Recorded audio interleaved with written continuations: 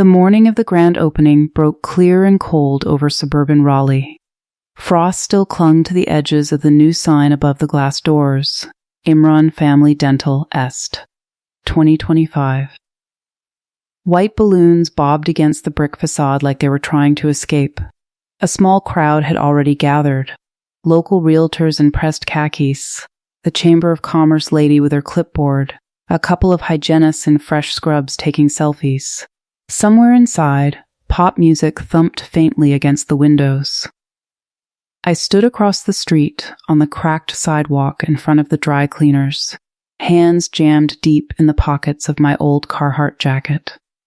No one had asked me to come. No one had told me not to, either.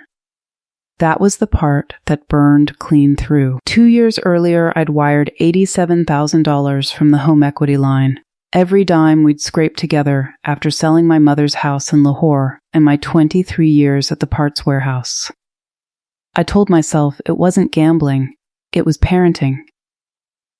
Zane had come home from dental school with stars in his eyes and a business plan printed on heavy cream paper. "Ah, boo. This is it," he'd said, spreading the pages across our kitchen table. A practice that actually cares. No corporate chain, no upselling veneers to kids who don't need them, just good work. I looked at the numbers, the rent projection, the equipment list, and felt something loosen inside my chest. For once the math added up to hope instead of survival. I signed. I co-signed. I remortgaged the townhouse so quietly my wife didn't find out until the new payment showed up on the bank app.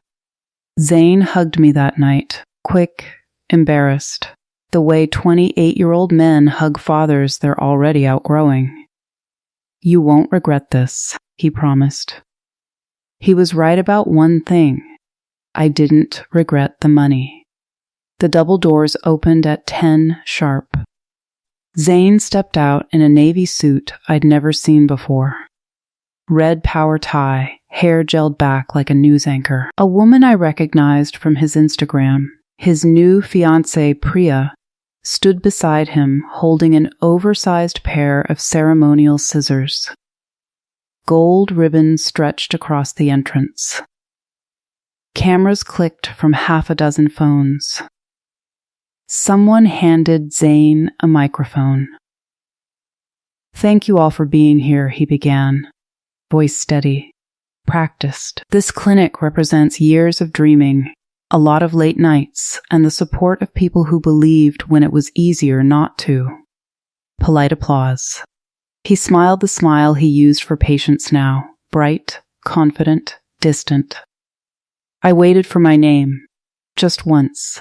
My father, who gave everything so we could start. Nothing. Not even a glance toward the street. The scissors flashed. The ribbon parted. Balloons rose in a slow, colorful rush. Everyone clapped again, louder. Zane shook hands, posed for photos, laughed at something the chamber lady said. Priya slipped her arm through his. They disappeared back inside with the crowd, the door sighing shut behind them. I stayed on the sidewalk until the last car pulled away. The new sign looked smaller now, almost fragile against the winter sky. A delivery truck idled at the light, exhaust curled white around its tires. I turned and walked the 3 blocks back to where I'd parked the old Corolla. That night, I sat in the garage with the overhead bulb buzzing. Tools hung on pegboard in perfect rows, the same tools I'd used to fix Zane's first bicycle, to build the shelf he kept his comic books on. I opened my phone and scrolled through the pictures people had already posted. Zane cutting the ribbon. Zane and Priya inside the waiting room, arms around each other. Zane shaking hands with a man in a suit who looked like he owned half the county. No photo showed the sidewalk. No photo showed me. I thought about calling him. I typed congratulations, beta, and stared at the words until the screen went dark. What would I say after that? I was there. I saw everything. Why didn't you look for me? The question felt too big, too childish. Grown men aren't supposed to need invitations to their own son's life. Instead, I opened the banking app. The balance stared back, $4,217.14. The first payment had cleared yesterday. I closed the app and leaned my head against the workbench. Money comes back. You work overtime, you skip dinners out, you sell the extra truck. Dollars are patient. They wait. But pride, the quiet, stupid pride of standing beside your child while the world watches him become something, doesn't wait.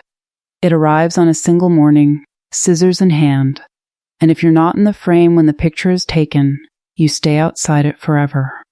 I mourned the ribbon I never cut more than I ever mourned the 87,000.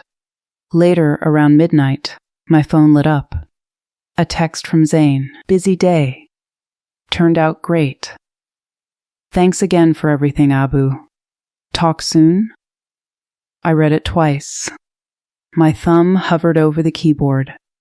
I typed nothing. I turned off the garage light and went inside to the dark house, where the silence felt heavier than any debt I'd ever carried.